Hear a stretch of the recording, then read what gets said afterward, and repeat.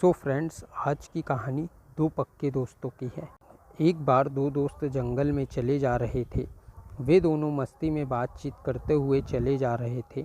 अचानक किसी बात को लेकर दोनों में लड़ाई हो गई।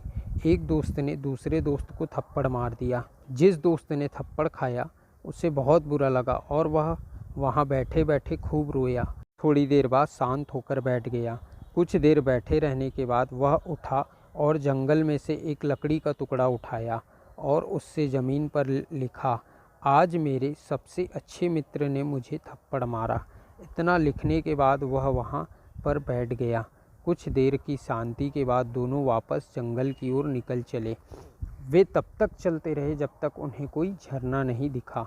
झरने पर रुककर उन्होंने नहाया। नहाने के दौरान वह दोस्त जिसने थप्पड़ खाया था झरने की ज़्यादा गहराई में चला गया और वहाँ डूबने लगा। वह ज़ोर ज़ोर से चिल्लाने लगा, दोस्त मुझे बचाओ, दोस्त मुझे बचाओ। इतने में उसकी आवाज़ सुनकर उसका दोस्त वहाँ पहुँच गया और उसे उस गहरे पानी से निकाल लाया। उसे झरने के किनारे घास पर लिटा दिया और वह वापस झरने में नहाने चला गया। वह नहाकर वापस आया। वह देखता है कि उसका दोस्त पत्थर पर कुछ लिख रहा है। उससे रहा नहीं गया। वह उस पत्थर के पास गया और उसने देखा कि उस पत्थर पर लिखा हुआ है, आज मेरे सबसे अच्छे दोस्त ने मुझे डूबने से बचाया। वह वापस आया और कपड़े बदलने लगा।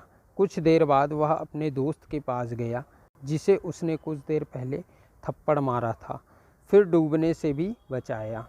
उसने उससे पूछा, कुछ देर पहले जब मैंने तुम्हें मारा था तो तुमने जंगल में लिखा था कि आज मेरे सबसे अच्छे मित्र ने मुझे थप्पड़ मारा, और जब मैंने तुम्हें बचाया तो तुमने लिखा कि मेरे सबसे अच्छे मित्र ने मुझे डूबने से बचाया।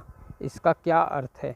तो वह दोस्त बोला, जब कोई हमारे लिए कुछ बुरा करे तो हमें उसे ज़मीन पर लिख देना चाहिए ताकि कुछ देर बाद वह मिट जाए, और जब कोई हमारे लिए कुछ अच्छा करे तो उसे पत्थर पर लिखना चाहिए, वह कभी भी ना मिट पाए और वहाँ से गुजरने वाले लोग उसे पढ़कर अच्छी सीख ले सकें। अर्थात जब कोई हमारे लिए कुछ बुरा करे तो हमें उसे जल्द से जल्द भुलाने की कोशिश करना चाहिए और उस व्यक्ति को माफ़ कर देना चाहिए। जब कोई हमारे लिए अच्छा कार्य करता है तो हमें उसे अपने दिल में स्थान देना चाहिए ताकि हम कभी भी उसे भुला ना सकें।